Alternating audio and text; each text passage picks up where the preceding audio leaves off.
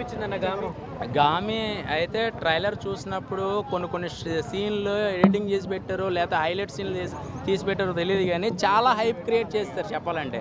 తీరా ఈరోజు గుడికి వెళ్ళకుండా సినిమాకి వచ్చి సరే అది ఇక్కడ థియేటర్లోనే శివాలయం చూద్దాం కదా, శివుని చూద్దాం కదా అనుకున్నా.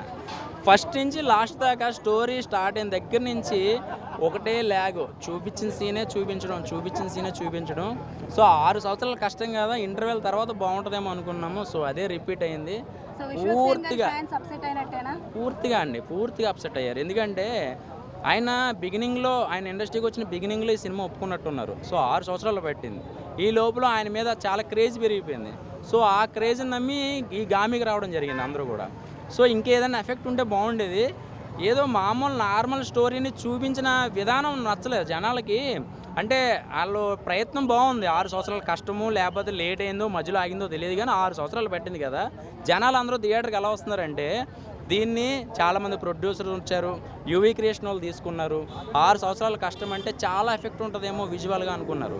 సో తీరా సినిమాకి వస్తే కనుక పూర్తిగా డిసప్పాయింట్. ఎందుకంటే ఏదో చిన్న సీన్ బాగుంది, లేకపోతే ఒక ఫైట్ బాగుంది, ఒక సీన్ బాగుంది, ఒక ఎలివేషన్స్ బాగుంది అని చెప్పుకోవడానికి ఒక్క సీన్ కూడా దొరకట్లే నాకు. సో ఎక్స్పెరిమెంట్ చేసినందుకు సక్సెస్ అవ్వలేదు. ఎక్స్పెరిమెంట్ మనం అనుకున్నాం, మనకి అనుకునేలా క్రియేట్ చేశారు తప్ప సినిమాలో ఏమి కనపడలేదు చెప్పాలంటే.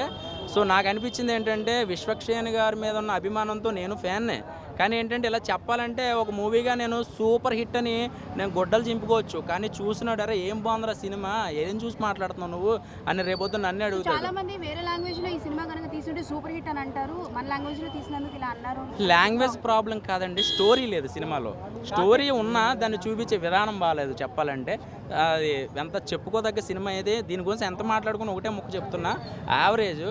కొంతమందికి నచ్చచ్చు, ఎవరికంటే డైరెక్టర్లకి. అంటే కొంతమందికి మూవీ టెక్నికల్గా కొన్ని సీన్లు, కెమెరా వర్క్, ఈ సీన్ ఎలా తీసాడరా అని వాళ్ళకి నచ్చచ్చేమో, కానీ ఒక మూవీ చూసి అభిమానికి అయితే మాత్రం తొందరగా ఎక్కదు మైండ్కి. ఎందుకంటే గజనీ సినిమా ఉంది, వచ్చి వెళ్ళిపోతూ ఉంటుంది, ఎమ్మటే మళ్ళీ గుర్తొస్తుంది. ఈ సినిమాలో ఫస్ట్ నుంచి లాస్ట్ దాకా తన జ్ఞాపకం ఏంటి, తన అసలు ఎక్కడి నుంచి వచ్చాడు ఏంటి, అసలు క్యారెక్టర్లు ఎందుకు వస్తున్నాయి, క్యారెక్టరైజేషన్స్ ఎందుకు డిజైన్ చేశారు అనేది అసలు అది ఒక ప్రయత్నం విఫలమైంది.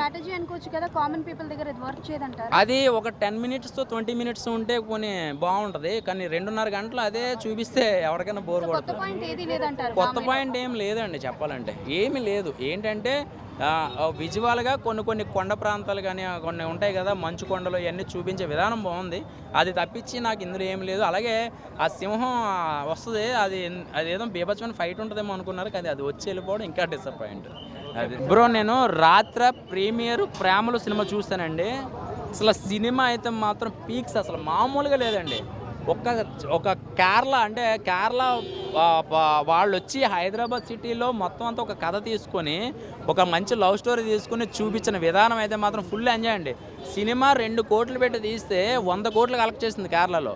ఆ సినిమాని రాజమౌళి గారు తీసుకున్నారు. ఆ సినిమాని అసలు తెలుగులో నాకు తెలిసి సూపర్ డూపర్ హిట్ అవుతుందండి. సినిమా చాలా బాగుందండి. ఆ సినిమా అయితే మంచి కామెడీ ఉంది ఆ సినిమాలో. దాని తగ్గ ఈ సినిమా గురించి కాదు బ్రో, ప్రేమలో సినిమా గురించి మాట్లాడుతున్నాను. ఎందుకంటే రాత్రి నేను ప్రీమియర్ చూశాను కదా, కొంచెం అప్పుడు ఎవరు లేరు చెప్దాం అనుకో. గామి సినిమా చూడటం జరిగింది. సినిమా చాలా బాగుంది. సినిమాలో ఫస్ట్ చెప్పుకోవాల్సింది ఏంటంటే, ఈ సినిమాలో ఇది ఒక కమర్షియల్ సినిమా కాదు. అంటే కమర్షియల్ సినిమా అంటే ఏంటంటే ఫైట్లు, పాటలు ఇలాంటివి ఉండి, డ్యాన్సులు ఇలాంటివి ఉంటాయి. ఇలాంటి సినిమా కాదు, ఇది ఒక science fiction cinema. Science fiction cinema అంటే ఇంటర్స్టెల్లార్ ఇలాంటి సినిమాలు చూశారు కదా, శంకర్ గారి సినిమాలు చూశారు కదా.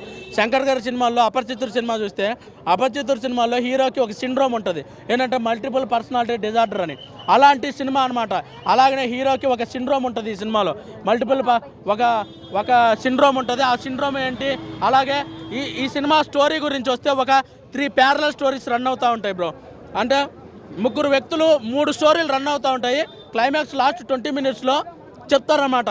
అసలు ఎందుకు ఏంటి అనేది మొత్తం ఆ ట్విస్ట్ అనేది రివీల్ చేస్తారన్నమాట. ఆ ట్విస్ట్ రివీల్ చేసిన తర్వాత మనకి స్టోరీ మొత్తం అర్థమైపోద్ది. ఆ క్యూరియాసిటీ మొత్తం అలానే హ్యాండిల్ చేశారన్నమాట. ఈ సినిమాలో ఫస్ట్ హైలైట్స్ గురించి చెప్పాలంటే, ఫస్ట్ హైలైట్ విశ్వక్సేన్ గారు ఈ సినిమాని యాక్సెప్ట్ చేయడం. హీరో లేకపోతే సినిమా లేదు. ఏ సినిమా అయినా ఫస్ట్ ఒక హీరో ఒక స్టోరీని యాక్సెప్ట్ చేస్తేనే అప్పుడే సినిమా అనేది ముందుకు రన్ అయింది. అలాగనే ఈ సినిమాలో మెయిన్ విశ్వక్సేన్ గారు అండి. విశ్వక్సేన్ గారు యాక్టింగ్ అయితే అది ఎరగదీశారనమాట. ఒక అఘోర క్యారెక్టర్ చేశారు. నెక్స్ట్ డైరెక్షన్ గురించి చెప్పాలి. విశ్వక్సేన్ గారు తీసిన ఫలక్నామా దాస్, అతనే హీరోగా అతనే డైరెక్టర్గా ఒక సినిమా తీశారు ఫలక్నామా దాస్ అని. ఆ ఫలక్నామా దాస్ సినిమా అంటే నాకు చాలా ఇష్టము. నెక్స్ట్ డైరెక్టర్ గురించి చెప్పాలండి. డైరెక్టర్ చాలా బాగా తీశారనమాట ఈ సినిమాని. ఈ సినిమాలో ముఖ్యంగా కంప్యూటర్ గ్రాఫిక్స్ వాడిన తీరైతే అద్భుతంగా ఉంది. ఈ మధ్యకాలంలో తెలుగు సినిమాలో పాన్ ఇండియా లెవెల్లో హిట్ అవ్వడానికి మెయిన్ కారణం ఏంటంటే పుష్ప అవ్వచ్చు, ఏదైనా స్టోరీ ఉంటుంది. స్టోరీతో పాటు కంప్యూటర్ గ్రాఫిక్స్ అనేది ఉండాలి. కంప్యూటర్ గ్రాఫిక్స్ ఉంటేనే ఆ సినిమా పాన్ ఇండియా లెవెల్లో హిట్ అయింది. ఎగ్జాంపుల్ చెప్పాలంటే ఈ మధ్యకాలంలో రిలీజ్ అయిన హనుమాన్ సినిమా, హనుమాన్లో స్టోరీ ఉంది. స్టోరీతో పాటు ఆ సినిమాలో ఉన్న కంప్యూటర్ గ్రాఫిక్స్ వల్లనే ఆ సినిమా పాన్ ఇండియా లెవెల్లో అంత దాదాపు 400 కోట్ల సినిమా 400 కోట్లు అనేది కలెక్ట్ చేసింది. అలాగనే ఈ సినిమా కూడా గామి సినిమాలో ఈ సినిమాలో గ్రాఫిక్స్ ఉండేది బ్రో. హిమాలయాస్ అవి మొత్తం చాలా బాగా చూపించారన్నమాట. అక్కడ ఉన్న క్లైమేట్ అది మొత్తము కంప్యూటర్ గ్రాఫిక్స్, ఆ మంచు అదంతా చాలా బాగా తీశారు. అసలు దానివల్లనే ఈ సినిమా మెయిన్లో స్టోరీ గురించి కాదు, స్టోరీని తీయడం, స్టోరీతో పాటు ఉన్న కంప్యూటర్ గ్రాఫిక్స్ వల్ల జనాలు 2 గంటల 30 నిమిషాలు ఈ సినిమా కనెక్ట్ అయ్యారు అన్నమాట. సినిమా చాలా బాగుంది. సినిమా ఇది ఒక హిట్ సినిమా అనమాట. కంప్యూటర్ గ్రాఫిక్స్ ఎక్కువ వాడితేనే ఈ మధ్యకాలంలో సినిమాలు అనేవి పాన్ ఇండియా లెవెల్లో హిట్ అవుతున్నాయి. పుష్ప అవ్వచ్చు. Meet Miami, but I watch movie Gami. It's a very nice movie. So very nice movie అండి. Vishwaksen had done very good job. But నాకేంటంటే ఒక సీన్లో విశ్వక్సేన్ గారి ఒరిజినాలిటీ బయటకు వచ్చింది. క్యారెక్టర్ పరంగా అది రాకూడదు, కానీ ఎందుకు తీసుకొచ్చారో నాకు అర్థం కాల. సో మీకు ఒక రోగం ఉంది కదా పైసల్ది అనేటువంటిది, అక్కడ వదిలేస్తే ఆయన వాకింగ్ స్టైల్ కూడా ఎట్టుంటే తెలుసా, ఒరిజినల్ వాకింగ్ స్టైల్ అది. సో ఆ రెండు వదిలేస్తే మూవీ ఒక wide experience. If you need a wide experience you can come down to watch the Gaami movie అండి. సో గామి మూవీ నథింగ్ ఏం లేదండి. అందులో అఘోరా అని మీకు అంతా కన్ఫ్యూజన్ చేశారు. ట్రైలర్ ఏం చూపించారో అది రాంగ్. మూవీలో ఏంటంటే phobia, end of the movie that is called phobia. Phobia doesn't have any medicine. Phobia has to be cure your self. అంటే మీ అంతకు మీరే దాన్ని నయం చేసుకోవాలి అనే కాన్సెప్ట్ మూవీ, దట్స్ ఇట్.